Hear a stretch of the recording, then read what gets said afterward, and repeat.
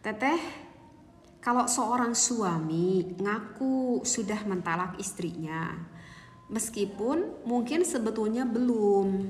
Misal, Teteh kalau seorang suami tuh ngaku sudah mentalak istrinya, meskipun mungkin sebelumnya belum. Misalnya si A itu bertemu temannya, lalu bilang, aku sudah mentalak istriku. Apakah itu jatuh talak? Ini suaminya bohong ini. Ini suaminya bohong. Ini nggak tahu yang banyak gak sih yang suami yang seperti ini. Ini biasanya suami-suami yang apa ya? Yang begitu deh. Ini banyak, bukan banyak. Maksudnya dia adalah seorang suami. Misalkan nih kebayang ini sama Teteh. Ini sang suami itu misalkan sedang merayu wanita lain, ya. Aku duda itu kan gak ada ya yang seperti itu. Misalkan kakak itu kakak itu punya istri, enggak aku tuh nggak punya istri gitu, masa bener. Misalkan aku sudah cerai misalkan dengan istri aku gitu, aku sekarang statusnya duda. Ini seorang laki-laki yang merayu perempuan ini.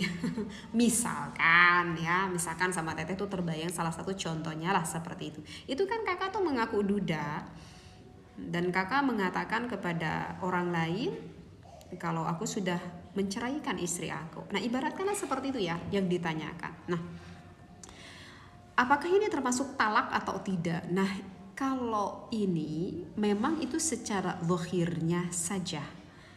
Kalau secara zahirnya ya ini secara zahir, tapi ini masih belum status secara batin.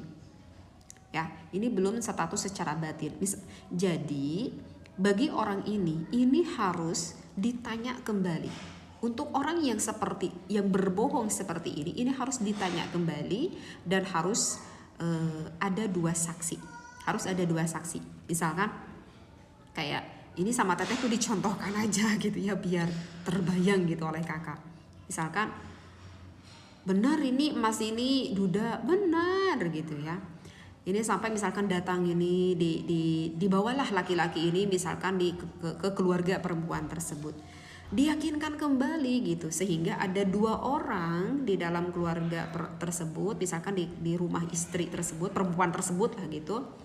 Misalkan ada bapaknya sang perempuan sama ada ibunya sang perempuan, atau misalkan ada pamannya sang perempuan. Jadi ada dua orang kan yang lain, berarti ada dua orang saksi. Ditanya lagi gitu sama bapaknya ini sang perempuan, betul Anda itu seorang duda? Ada kan, ada dua saksi kan. Kemudian ia berkata, betul Pak, aku ini duda, aku ini sudah cerai gitu dengan istri aku. Padahal sebetulnya dia itu bukan duda dan masih punya istri di rumah dan belum pernah mengeluarkan kata talak tersebut. Jika ini sang ngaku-ngaku duda ini sampai berkata yang kedua kali, ngaku kalau dia itu adalah duda, maka itu sudah jatuh talaknya baik secara zahir atau secara batin.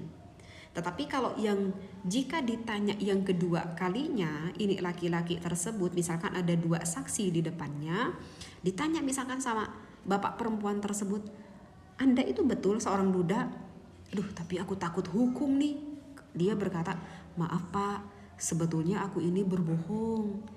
Sebetulnya aku tuh punya istri dan aku tidak mencerai istriku.